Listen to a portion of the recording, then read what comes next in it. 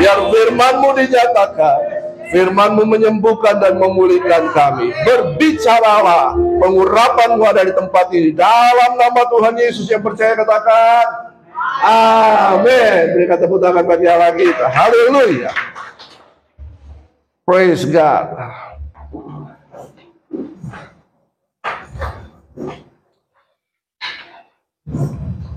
Tadi pagi saya berbicara tentang persembahan. Ya, kalau kita datang, kita harus memberikan persembahan yang terbaik untuk Tuhan. Bukan persembahan yang cacat. Dalam pertemuan-pertemuan kita harus mempersembahkan persembahan kita kepada Sang Raja. Amin. Ada persembahan yang tidak wajib, ya, persembahan kolekte, ada persembahan ucapan syukur dan lain-lain. Tapi ada persembahan yang wajib, adalah persembahan persepuluhan, itu persembahan yang wajib, tidak bisa tidak. Ya, siapapun kita orang percaya, kita harus memberikan persepuluhan. Bahkan bukan hanya persepuluhan, perpuluhan. Ada beda persepuluhan dan perpuluhan. Persepuluhan itu hanya 10%, tetapi perpuluhan itu adalah ungkapan syukur kita kepada Tuhan karena kita mengasihi Tuhan lebih daripada 10%. Nah, tapi lebih daripada itu, bahwa kita harus mempersembahkan tubuh kita sebagai persembahan yang hidup, kudus, dan yang berkenan kepada Allah. Itu adalah ibadah kita yang sejati. Berarti kalau kita mempersembahkan kehidupan kita kepada Tuhan, semua yang kita miliki bukan milik kita lagi. Amin. Semua yang kita punya bukan milik kita, tapi itu adalah milik Allah. Karena Dia yang telah memiliki kehidupan kita. Nah, sore ini saya akan berbicara tentang multiplikasi. Bagaimana benih itu bisa menghasilkan hasil yang terbaik. Ya, benih yang menghasilkan hasil yang terbaik. Jadi kalau kita membaca Alkitab, kita mempelajari Alkitab, bahwa kita menemukan kehendak Tuhan di situ adalah supaya setiap orang percaya itu harus berakar di dalam Kristus dan bertumbuh di dalam Kristus, serta harus menghasilkan buah, dan buah itu tetap. Ya, sekali lagi, bahwa kehendak Allah dalam kehidupan kita supaya kita bisa berakar di dalam Kristus, kita bertumbuh ke atas ke dalam Kristus, dan kita menghasilkan buah, dan buah itu tetap. Ya, jadi kita tidak hanya seenak-enak menghasilkan buah. Kalau kita mau, baru kita menghasilkan buah. Kalau kita tidak mau, kita tidak menghasilkan buah. Tapi firman Tuhan katakan kita harus selalu menghasilkan buah, dan buah itu tetap ada. Amin. Dari mana kita bisa melihat buah itu? Ya, dari kehidupan kita. Dari kehidupan orang percaya. Ingat bahwa buah, benih, tidak selalu materi. Setuju? Ya, ada buah pertobatan, ya, ada buah-buah iman yang kita hasilkan. Nah, kita lihat di sini bahwa terlebih dahulu ketika kita percaya kepada Yesus Kristus Tuhan, maka di dalam kehidupan kita ada benih ilahi. Coba kita baca 1 Yohanes 3 ayat 9. 1 Yohanes 3 ayat 9. Percayakah kita bahwa di dalam kehidupan kita itu ada benih ilahi? Tuhan telah menginstall. Nah, ini Ferry teman saya dulu ini. Ya, dulu kami satu kantor. Gimana Ferry? Ya, dia bagian komputer. Jadi dia tahu itu install menginstall. Ya. Jadi ketika kita percaya Yesus, di dalam kita ada Tuhan sudah menginstall benih ilahi. Coba kita lihat 1 Yohanes 3 ayat 9. 1, 2, 3. Setiap orang yang lahir dari Allah tidak berbuat dosa lagi. Stop. Siapa yang lahir dari Allah? Alkitab bilang, Yohanes menuliskan, orang yang lahir dari Allah tidak berbuat dosa lagi. Wow.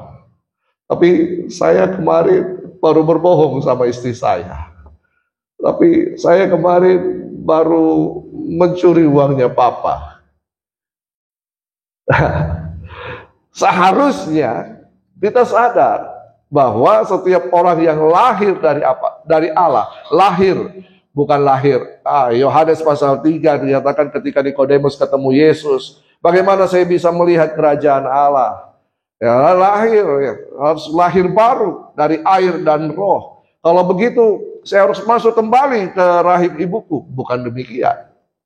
Jadi ketika kita percaya kita lahir baru, itu lahir dari Allah. Dan ketika kita lahir dari Allah, ada benih ilahi di dalam kehidupan kita. Benih ilahi itu harus bertumbuh, harus menguasai kehidupan kita, supaya kita tidak lagi berbuat dosa.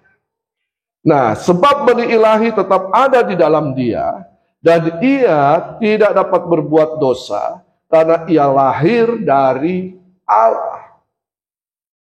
Ini adalah hal yang harus kita kerjakan seharusnya. Setiap orang percaya lahir dari Allah, ada benih ilahi di dalam kehidupannya. Nah, tapi kita lupa untuk menumbuhkan benih ilahi itu. Karena kita lupa, maka sering kita jatuh dalam dosa. Ini pelajaran penting. Bahwa tidak ada jaminan bagi kita ketika kita percaya Yesus, terima Yesus sebagai Tuhan dan Juru Selamat pribadi, dibaptis, lalu kemudian tidak berbuat dosa lagi. Tidak ada jaminan. Tidak ada jaminan bahwa orang Kristen tidak bisa jatuh dalam dosa. Tidak ada jaminan bahwa semua yang melayani tidak bisa jatuh dalam dosa. Tidak ada jaminan bahwa seorang hamba Tuhan tidak bisa jatuh dalam dosa. Berarti kita ini tidak kebal dari dosa. Betul? Nah, justru ketika kita ada di dalam Kristus, kita sudah meninggalkan gaya hidup masa lalu, tapi dosa itu ingin selalu menguasai kehidupan kita dan membawa kita dan menarik kehidupan kita untuk kembali lagi berbuat dosa. Sehingga muncul banyak godaan-godaan dalam kehidupan ini. Ya, banyak godaan-godaan terjadi. Tetapi kita bisa menahan godaan itu kalau kita membiarkan benih itu bertumbuh di dalam kita. Benih apa? Benih kebenaran itu. Benih firman Tuhan itu. Benih kehidupan itu harus bertumbuh di dalam kita, harus menguasai seluruh kehidupan kita. Karena begini, kalau kita tidak dikuasai oleh kebenaran firman Tuhan, maka yang bukan kebenaran firman Tuhan akan menguasai kita. Betul? Hanya ada dua. Oleh karena itu, pikiran ini itu medan tempur paling dahsyat. Ini pikiran kita. Ini pikiran ini medan tempur paling dahsyat. Saudara kira perang dunia ke-1, ke-2, ke-3 nanti kalau nggak kapan akan terjadi, itu adalah peperangan yang terbesar? Tidak. Setiap hari kita bertempur dengan pikiran kita. Nah, pikiran ini yang harus ditaklukkan. Pikiran ini yang harus dikuasai. Dikuasai oleh benih kebenaran. Bagaimana supaya itu bisa terjadi? Nah, pintu masuk kepada pikiran kita itu lewat mata, lewat telinga. Informasi itu masuk di sini. Ya, sehingga apa yang kita baca, apa yang kita lihat, apa yang kita dengar, itu akan mempengaruhi pikiran kita. Kalau kita melihat misalnya, kenapa ada seorang opa-opa ya bisa memperkosa cucunya? Atau anak muda, tadi saya lihat televisi ada omnya masih muda memperkosa seorang kemenakannya yang masih umur 4 tahun. Kenapa demikian? Apa yang dia lihat, apa yang dia dengar, itu mempengaruhi tingkah lakunya. Pikiran kita melayani tubuh kita. Paham? Ya. Nah, jadi pikiran ini ya itu akan memerintah tubuh kita. Tubuh kita adalah pelayan daripada pikiran kita. Jadi pikiran kita akan memerintah tubuh kita untuk melakukan apa yang dikehendaki oleh pikiran kita. Kenapa hal ini saya mulai dari hal ini? Karena ini sangat penting. Ini yang akan mempengaruhi kehidupan kita. Ini yang akan mempengaruhi tingkah laku kita. Ini akan mempengaruhi apa yang akan kita kerjakan. Ini sangat penting. Ya, sehingga tidak jarang banyak orang percaya, orang Kristen yang ragu terhadap firman Tuhan karena yang diisi dalam pikirannya hal-hal dunia. Oh ya, hal rohani dan hal dunia sangat bertentangan. Dunia membutuhkan bukti, tetapi kerohanian membutuhkan iman. Paham maksud saya? Ya, mana buktinya? Baru saya percaya. Tapi firman Tuhan katakan, percaya dulu, baru melihat. Nah, kalau pikiran kita dikuasai dengan hal-hal seperti itu, maka kita tidak bisa berjalan di dalam terang kebenaran firman Tuhan. Siapapun kita, baik anak muda maupun orang tua, semuanya mempunyai peperangan di pikiran. Nah, ini ada contoh yang sudah umum. Ada seorang yang mempunyai anjing putih dan anjing hitam. Kira-kira anjing putih dan anjing hitam ini punya postur yang sama. Kira-kira kalau anjing putih dan anjing hitam diadu, siapa yang menang? Anjing hitam. Yang lain? Anjing hitam atau anjing putih? Anjing putih. Siapa yang anjing hitam? Siapa yang anjing putih? Tidak ada yang benar. Nah, kalau saya seorang tuan bagi dua anjing itu, kalau saya ingin memenangkan anjing hitam, maka anjing hitam saya akan kasih makan banyak-banyak. Anjing putih saya kasih puasa. Betul? Betul tidak? Yang mana yang menang? Pasti anjing hitam kan? Kalau saya ingin memenangkan anjing putih, sebaliknya. Saya kasih makan anjing putih banyak-banyak. Saya suruh puasa anjing hitam. Betul? Saudara ingin menang dalam kehidupan rohani atau kalah dalam kedagingan? Siapa yang ingin menang dalam kehidupan rohani? Maka kasih makan pikiranmu dengan hal-hal rohani. Setuju? Oh iya. Karena pikiran ini akan memerintahkan tubuh kita untuk melakukan. Kalau pikiran kita dikuasai oleh dosa, hawa nafsu, seksual, pornografi, maka yang terjadi perkataan kita akan memperkatakan hal-hal demikian. Kita akan selalu menceritakan hal-hal yang demikian. Dan juga perbuatan kita akan ke sana. Kenapa orang selingkuh?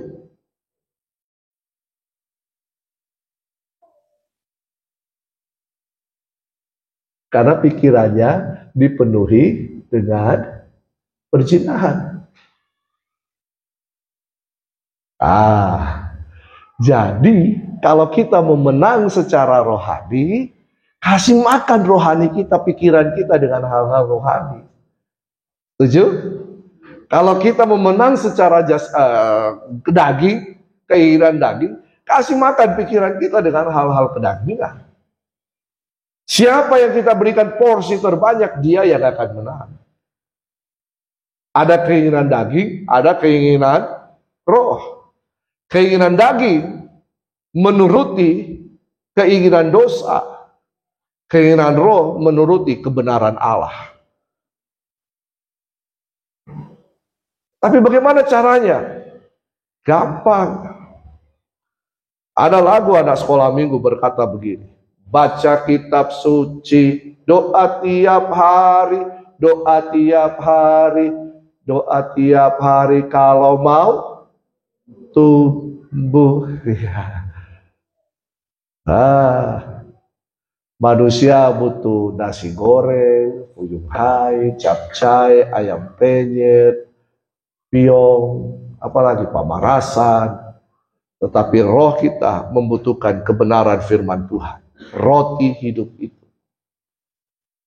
Jadi isi dengan kebenaran, maka benih itu akan tumbuh dan menguasai kehidupan kita. Jadi kalau kita sudah dikuasai dan benih itu sudah bertumbuh, maka yang akan kita hasilkan adalah buah-buah.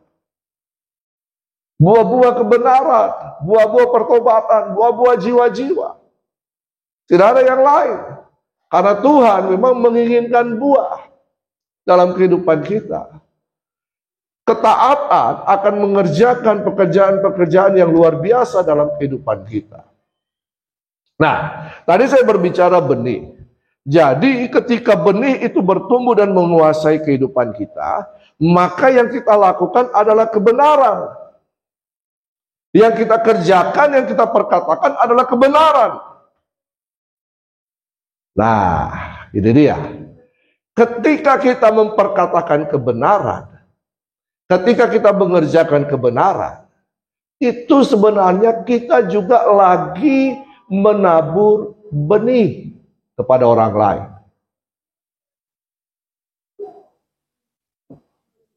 Loh, tidak percaya? Firman Tuhan itu adalah benih. Firman Tuhan itu adalah benih. Firman Tuhan ketika disampaikan itu ibarat benih yang lagi ditaburkan. Baca firman Tuhan. Firman Tuhan itu adalah benih. Jadi jangan main-main dengan kebenaran firman Tuhan. Ketika saudara, siapa di sini yang punya Facebook, Instagram, TikTok dan lain-lain? Ada? Nah, saya mau tanya, apa yang kalian isi, apa yang kalian upload, posting di situ? Ayo. Ayo. Hal yang berguna atau hal yang sia-sia? Kalau saudara memposting hal yang sia-sia, berarti saudara sedang menabur kesia-siaan. Dan Amsal mengatakan kalau kita menabur kesia-siaan, kita akan menuai badai dalam kehidupan kita. Betul? Saya kasih contoh. Saya ini dari tahun 2000 berapa itu ada Facebook. Ya, sampai tesis saya tentang Facebook. Ya, waktu itu Facebook masih 3 tahun di Indonesia. Tesis saya tentang Facebook. Efektivitas Facebook dalam mengkomunikasikan Injil. Mungkin baru judul satu-satunya judul untuk di Indonesia. Ya. Saya kan maksimal Facebook itu 5.000 orang kan pertemanan. Nah, saya punya teman 5.000. Lalu kemudian teman saya pasti satu orang akan mencapai 5.000. Berarti 5.000 kali 5.000 berapa? Hah? 25.000? Berapa? Ya, 30 tambah 30 kali 5 kali 5. 5 kali 5. 25 juta. Wow. Ketika saya posting di wall saya, satu berita akan dilihat oleh 5.000 orang. Plus kalau saya buka itu bisa dilihat oleh teman saya, maka yang akan melihat itu adalah 25 juta orang. Paham maksud saya? Jadi kalau saudara posting satu kejelekan, akan dilihat berapa orang?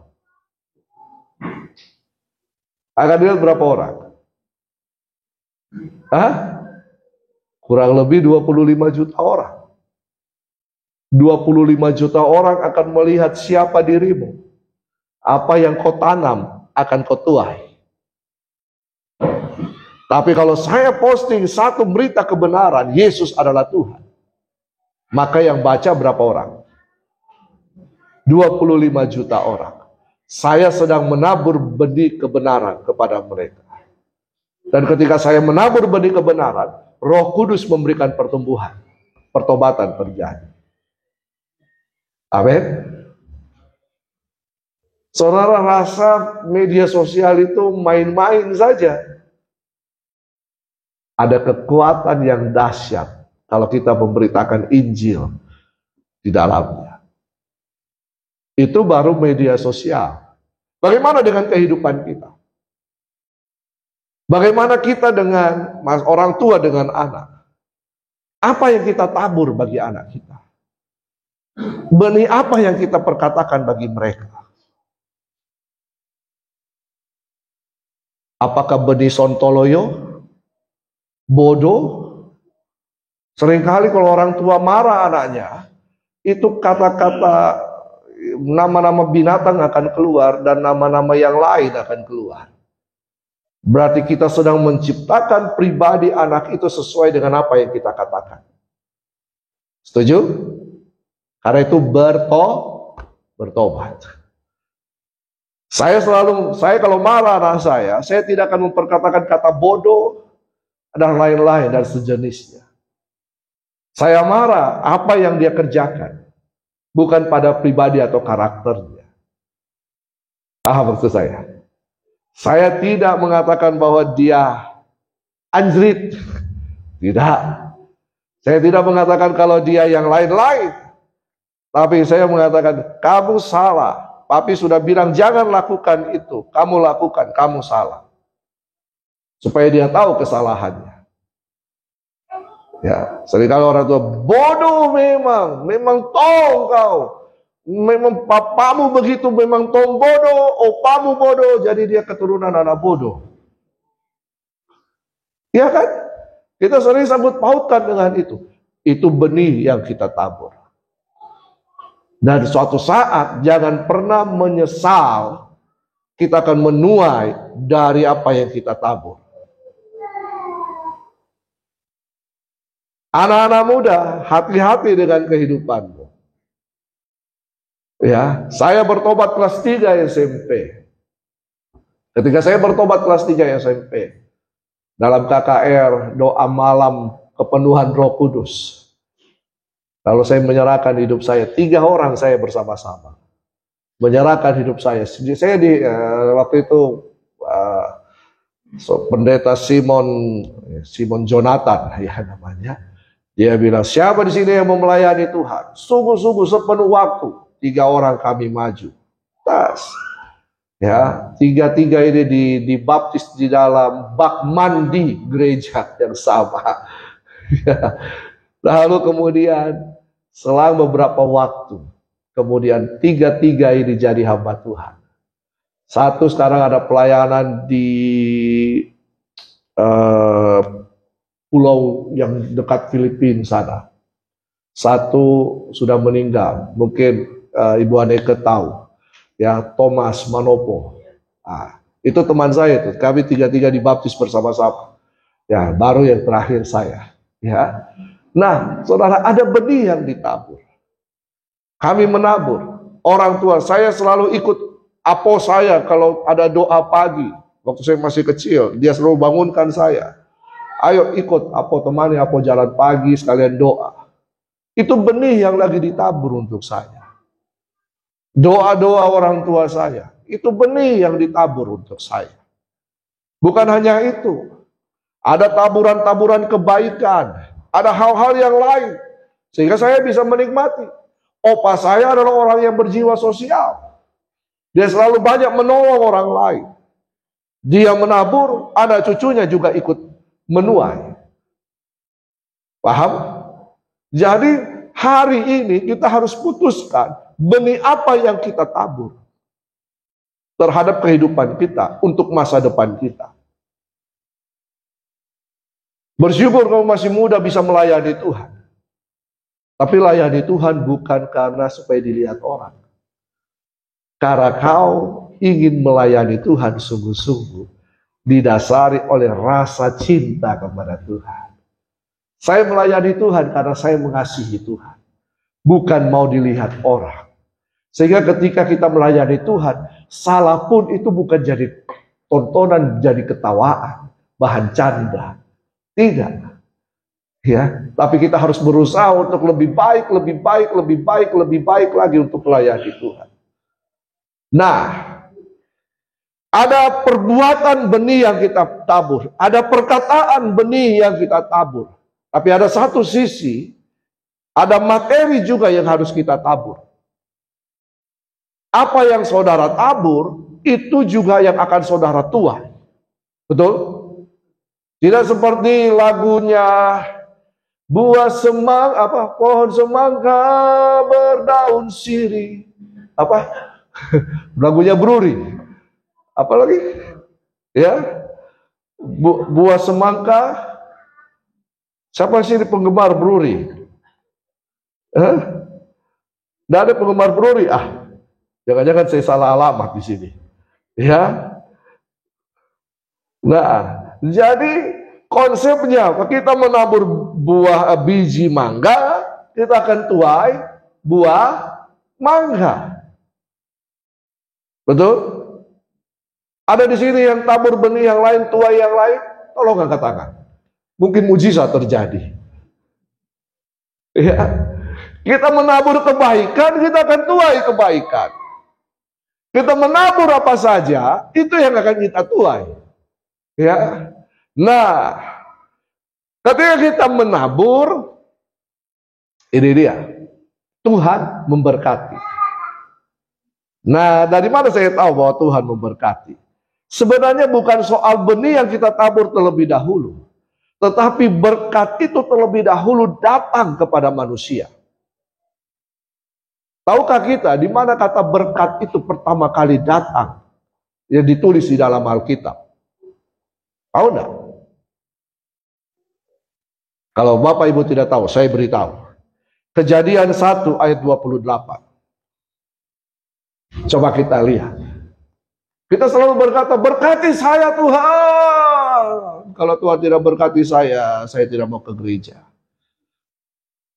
Padahal berkat itu sudah datang terlebih dahulu. Ya, walaupun saudara tidak meminta berkat, berkat itu sudah datang terlebih dahulu. Kejadian 1 ayat 28. Baca sama-sama. Allah memberkati. Coba ayat 27, ayat 27. Maka Allah menciptakan manusia itu menurut gambarnya. Menurut gambar Allah diciptakannya dia, laki-laki dan perempuan diciptakannya mereka. Siapa di sini ciptaan Allah? Oke, setuju ya, kita ciptaan Allah kan? Betul kan? Bukan dari teori evolusi, berkembang biak, dari monyet itu lalu kemudian kita menjadi manusia. Ada di sini, di situ, dari situ. Tidak ada? Yang setuju kita adalah makhluk ciptaan Tuhan?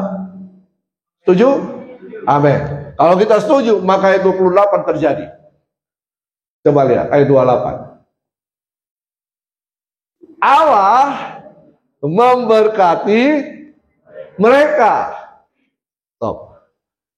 Allah lebih dahulu memberkati manusia, baru memberikan tugas kepada manusia.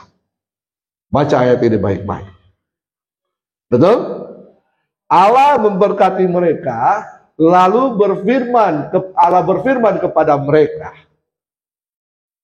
Mana lebih dulu? Berkat atau firman? Berkat. Jadi jangan takut tidak diberkati. Coba katakan kiri kanan. Kamu takut kalau tidak diberkati? Saya lagi membuka kebenaran kepada saudara, sehingga kita tidak hanya mengejar berkat, bahwa segala sesuatu harus mengalami berkat Tuhan dulu.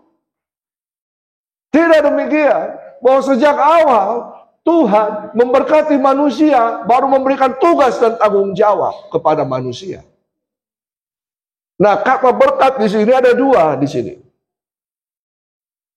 Satu berbicara tentang penyertaan Tuhan, yang lain berbicara tentang upah.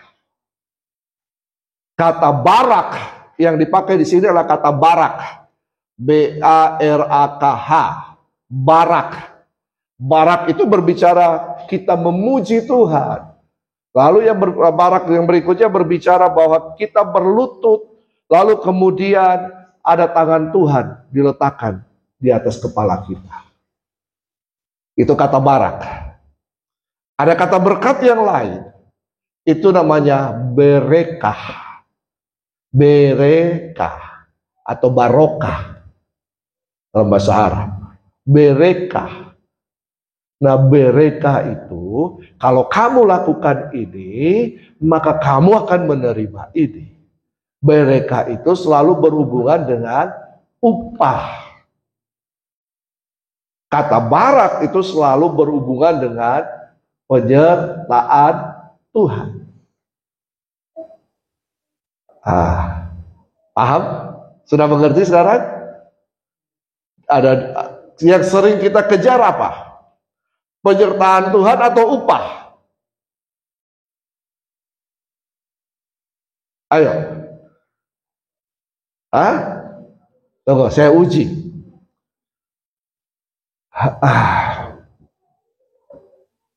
Kita ada di sini untuk apa? Memuliakan Tuhan. Untuk apa kita memuliakan Tuhan? Karena Tuhan mengasihi kita. Oke. Karena Tuhan mengasihi kita. Berarti kalau Tuhan tidak mengasihi saya tidak ada di sini.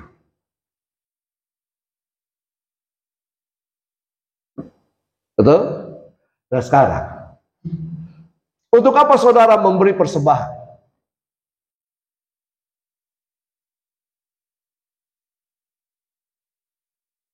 Ayo, jawab jujur.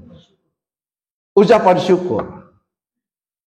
Kenapa kita mengucap syukur? Karena penyertaan Tuhan. Good. Tapi berapa banyak yang ingin memberi persembahan supaya dia diberkati Tuhan? Jujur, angkat tangan dalam hati. Loh, berapa banyak saudara yang kemudian memberikan perpuluhan dengan tujuan Tuhan melipat kali gandakan?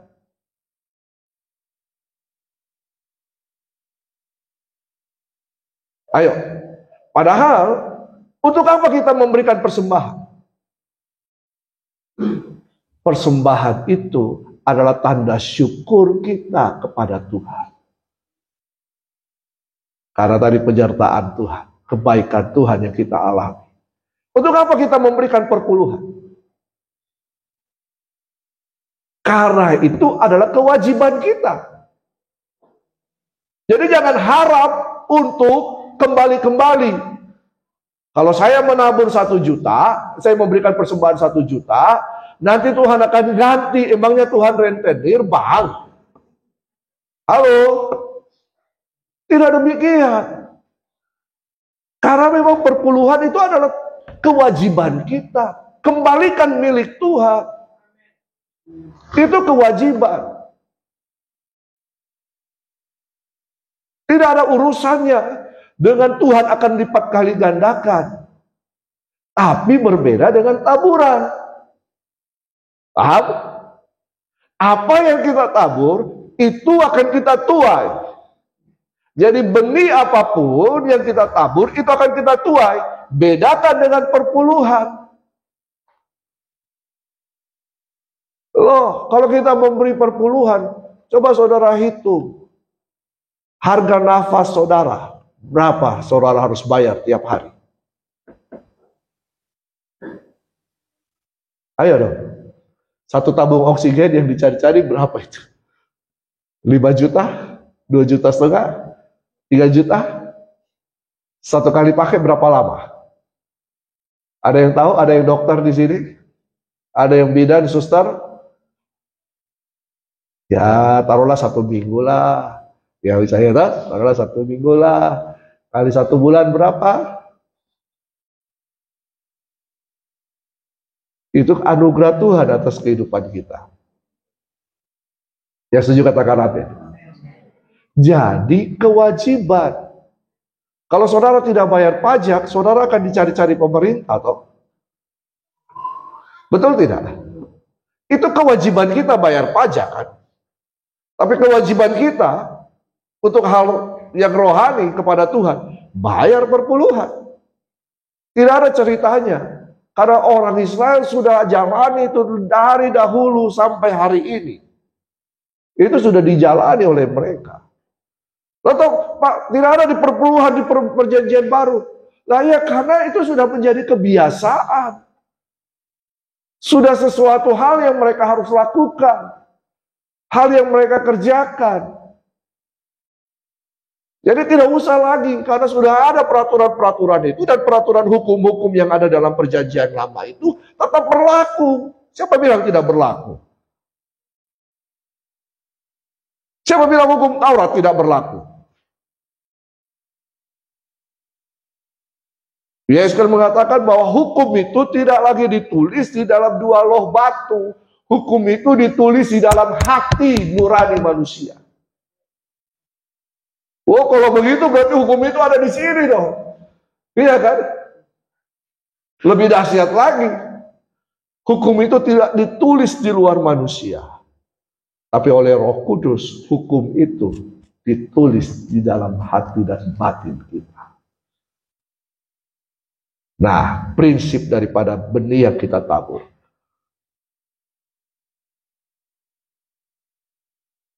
Dua Korintus 9 ayat 6 sampai 15. Kita baca. 2 Korintus 9 ayat 6 sampai 15. Kita baca sama-sama ya. Baca yang keras. Ketika kita membaca firman Tuhan dengan suara keras, telinga kita mendengar, dan telinga yang mendengar firman Tuhan akan timbul iman. Sudah? 1, 2, 3. Camkanlah ini. Kata camkanlah itu berarti apa? Dengarkanlah baik-baik. Perhatikanlah baik-baik. Oke? Kita ulangi lagi kata camkan. 1, 2, 3. Camkanlah hal ini. Orang yang menabur sedikit akan menuai sedikit juga. Dan orang yang menabur banyak akan menuai banyak juga. Stop dulu. Orang menabur sedikit, menabur banyak, itu harus disertai dengan apa yang ada padanya. Jangan karena mau dilihat orang, kita punya sedikit, lalu kemudian supaya kita dilihat orang, kita pinjam di bank. Supaya ketika kita menabur, orang lihat, penghargaan terjadi, kita mendapatkan posisi kedudukan sosial yang penting di dalam gereja.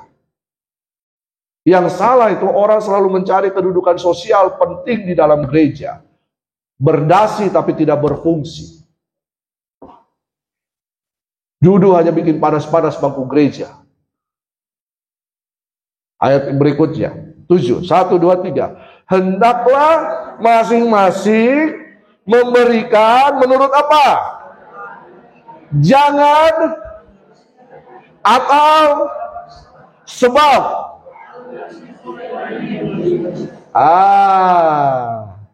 Kalau menabur, ingat ayat ini. Jangan terpaksa atau dengan sedih hati. Tapi dengan apa? Kerelaan hati. Ya, karena Allah mengasihi orang yang memberi dengan sukacita. Ayat 8, 1, 2, 3. Dan Allah sanggup supaya dan malah. Siapa yang percaya ayat ini? Siapa yang mau mengalami ayat ini? Menaburlah. Amin. Tuhan itu sanggup loh. Ya, karena apa? Karena dari awal dia sudah memberkati manusia. Nah, ketika dari awal Tuhan memberkati manusia, itu Tuhan memberikan kemampuan kepada manusia. Tuhan memberikan hikmat kepada manusia. Tuhan memberikan potensi kepada manusia. Tuhan memberikan apa lagi? Kemampuan-kemampuan. Pengurapan Tuhan. Saudara tidak percaya?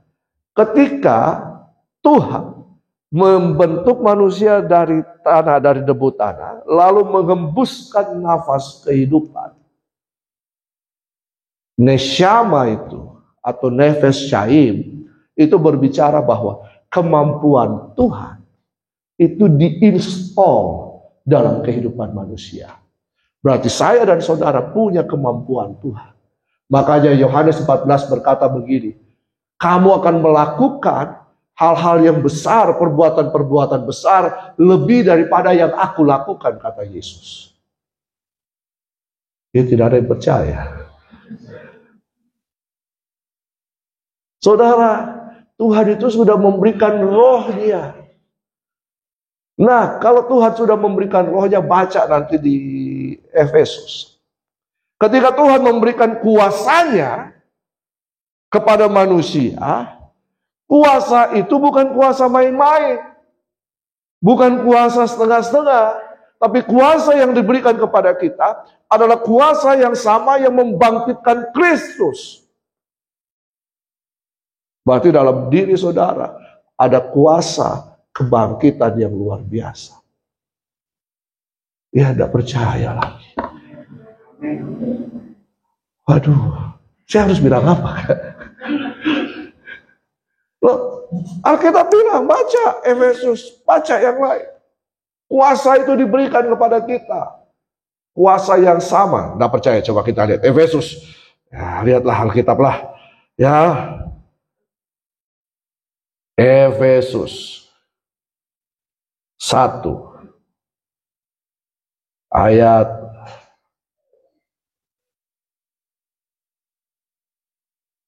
18. Dan supaya ia menjadikan mata hatimu terang, agar kamu mengerti pengharapan apakah yang terkandung dalam panggilannya. Betapa kayanya kemuliaan bagian yang ditentukannya bagi, betapa kayanya kemuliaan yang diberikan kepada siapa? Orang-orang kudus. Ayat 19. Baca tuh yang keras. 1, 2, 3. Dan betapa hebat kuasanya bagi kita yang percaya, sesuai dengan kekuatan kuasanya yang dikerjakannya di dalam Kristus. Dengan apa? Membangkitkan dia dari antara orang mati dan mendudukan dia di sebelah kanannya di sorga. Coba, itu terjemahan baru. Coba kita lihat terjemahan yang lain.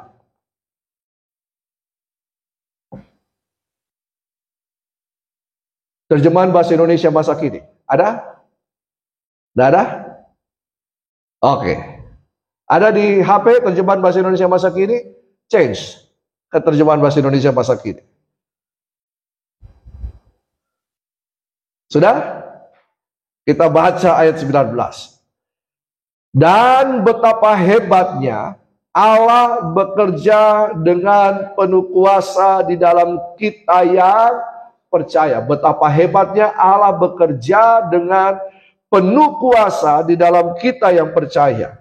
Kuasa Allah itu sama seperti kuasa luar biasa yang dipakainya ketika menghidupkan kembali Kristus dari kematian dan memberikan kepadanya kedudukan tertinggi bersama-sama Allah di mana?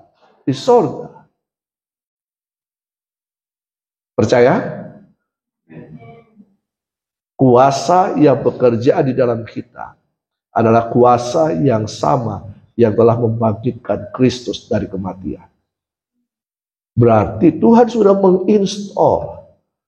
Jadi ini yang kita pakai untuk menghasilkan sesuatu, untuk kita bisa menanam benih itu. Kita bisa dipakai untuk mengelola apa yang Tuhan percayakan. Oke? Aman sampai sini?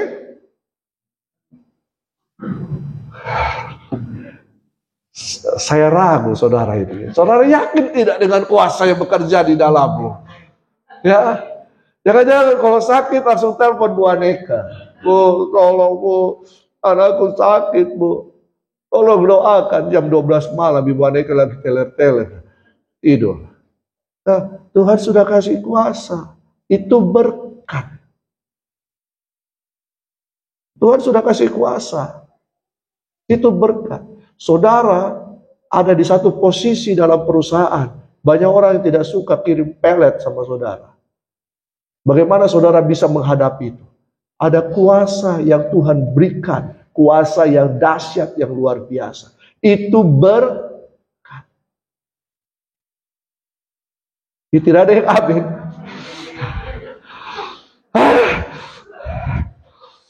Kalau saya mau berhenti saja, Bu. Ayat 9. Ayat 9. Perhatikan prinsip ini ya. Perhatikan prinsip ini. Ayat 9. 1, 2, 3. Seperti, di 2 Korintus. Kita kembali. Ayat 9. 2 Korintus. 2 Korintus 9 ayat yang ke-9. Sudah? Oke. 1, 2, 3. Seperti ada tertulis. Ia membagi-bagikan. Ia memberikan kepada orang miskin. Kebenarannya tetap untuk selamanya. Ayat 10. Ia yang menyediakan benih bagi penabur dan roti untuk dimakan. Ia juga yang akan menyediakan benih bagi kamu dan melipat gandakannya dan menumbuhkan buah-buah kebenaranmu. Kamu akan diperkaya dengan segala macam kemurahan hati yang membangkitkan syukur kepada Allah oleh karena kami. Sebab pelayanan kasih yang berisi pemberian ini bukan hanya mencukupkan keperluan-keperluan orang kudus, tetapi juga melimpahkan ucapan syukur kepada Allah. Nah, jadi dengarkan baik-baik prinsip ini. Konsep persembahan. Yang pertama, bahwa setiap taburan benih akan bertumbuh dan menghasilkan. Catat baik-baik. Setiap benih yang saudara tabur itu akan bertumbuh dan menghasilkan. Firman Tuhan katakan siapa yang menabur akan menuai. Dan prinsip ini, prinsip firman Tuhan ini berlaku secara umum. Jadi jangan heran kalau ada orang-orang di luar orang Kristen, orang percaya kaya raya. Kenapa? Karena mereka tahu untuk memberi. Halo? Mereka tahu bersedekah. Mereka tahu, bahkan di Palu, Peri kan orang Palu tuh.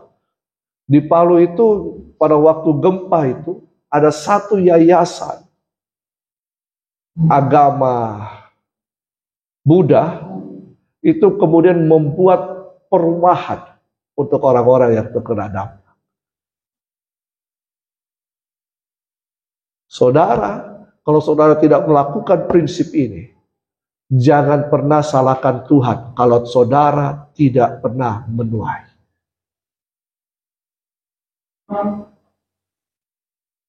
So, prinsip ini itu Tuhan sudah kasih sebagai eksklusif bagi orang percaya. Orang percaya Yesus, Alkitab sudah menuliskan. Tapi kita yang tidak melakukan. Karena itu jangan salahkan Tuhan. Tetapi apa? Bertobat. Paham maksud saya? Paham maksud saya? Haleluya. Jadi benih apa yang kita tabur? Bisa saja tenaga, kekuatan, pikiran, doa, keuangan. Jadi apa yang kita tabur, itu yang kita tuai. Ya, apa saja bisa menjadi benih untuk ditabur.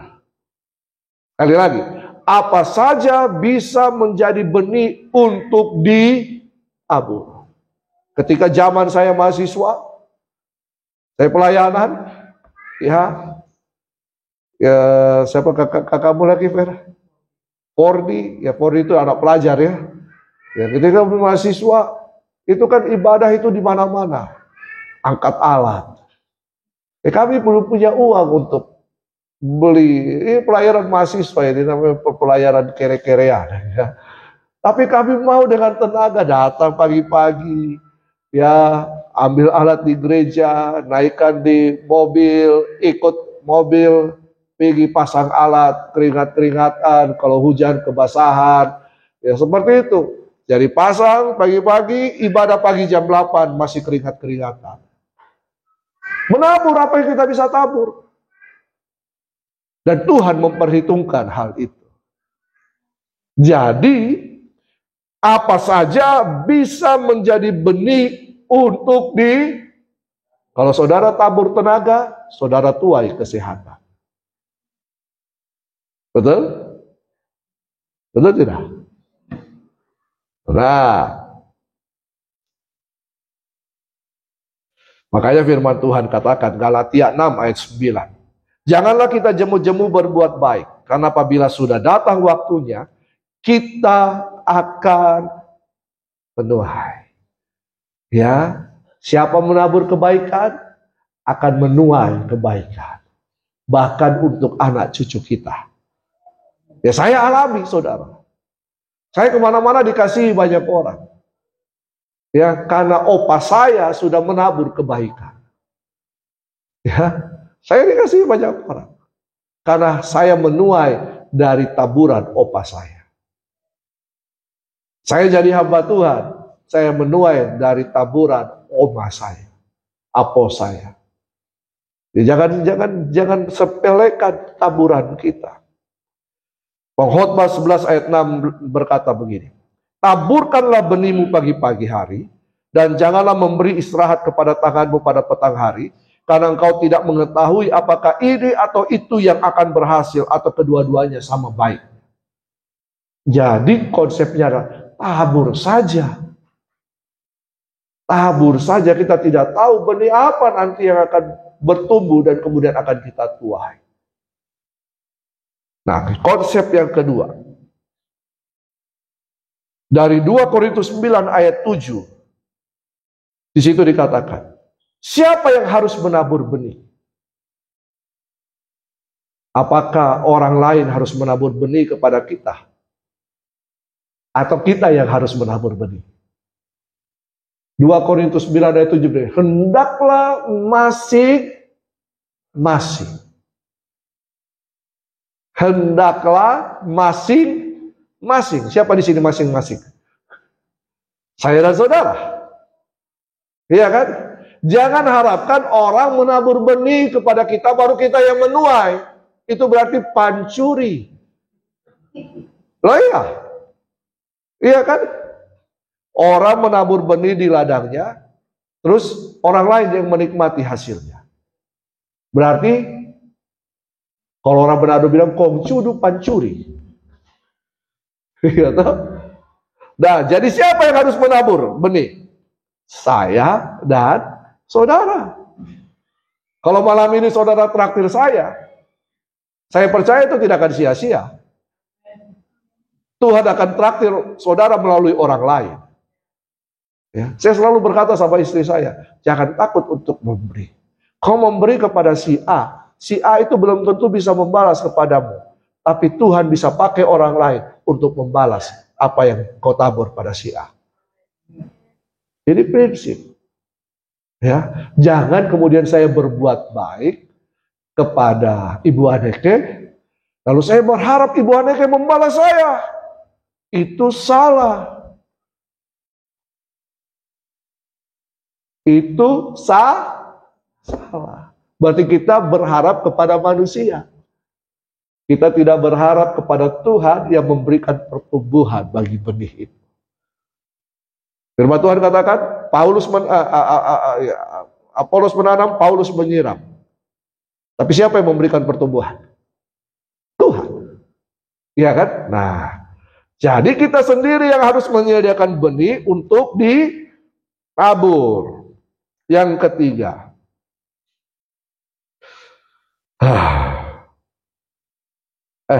Di ayat yang kedua ini, saudara harus pastikan, pisahkan. Ada benih, ada yang dimakan. Ada benih untuk ditabur, ada yang untuk dimakan. Jangan dimakan semua. Kalau saudara makan semua, tidak ada benih. Makanya Alkitab mengajarkan ada persembahan khusus, ada persembahan-persembahan yang lain. Persembahan khusus itu adalah perpuluhan, tapi ada persembahan-persembahan yang lain yang saudara bisa tabur, dan dari situ saudara bisa menuai untuk itu. Ya. Nah, yang ketiga, benih itu akan bertumbuh subur dan bermultiplikasi jika kita menabur dengan kerelaan hati. Jangan sedih, terpaksa, atau koro-koroan. Ya, ayat 7, 2 Korintus 9. Kembali lagi prinsip ini. Hendaklah kamu masing-masing memberikan menurut kerelaan hatinya. Jangan dengan sedih hati atau memberi karena paksaan. Nah, jadi kalau saudara memberi, ingat. Satu, berilah dengan sukacita, ucapan syukur, dan tidak terpaksa. Ya, maka saudara akan melihat benih saudara bertumbuh. Ya, oke deh. Masih panjang, tapi nantilah berikut-berikutnya. Ya, tapi pada prinsipnya, siapa yang menabur akan menuai. Taburlah sukacita, sukarela, dan penuh ucapan syukur. Tuhan Yesus berkati umat. Kami tahu bahwa berkat-Mu telah menyertai kehidupan kami. Tangan-Mu telah menyertai kehidupan kami. Kuasa, otoritas, talenta, kemampuan, bakat Tuhan sudah berikan kepada kami. Biar kami pakai itu untuk kami menabur benih kami. Kami percaya kami pasti akan menuai. Terima kasih Tuhan Yesus. Biar pemahaman firman Tuhan ini memperbaharui paradigma kami dalam berpikir. Biar kami mengisinya dengan baik. Kami terus mempercayai apa yang dikatakan firman Tuhan. Biar kami terus mempercayai, bukan karena melihat, tapi karena kami percaya firman, maka kami akan melihat. Terima kasih Tuhan. Terima kasih Tuhan. Berkati gereja, berkati pelayanan gereja ini, berkati pergumulan gereja ini Tuhan. Kami percaya bahwa tidak ada kebetulan di dalam Tuhan. Firman-Mu disampaikan tidak kebetulan, tapi itu merupakan jawaban dan nasihat, dan kemudian itu adalah benih bagi kehidupan kami. Terima kasih Tuhan Yesus. Kami bersyukur, kami serahkan semuanya ke dalam tangan Tuhan. Dalam nama Tuhan Yesus. Yang percaya katakan, amin.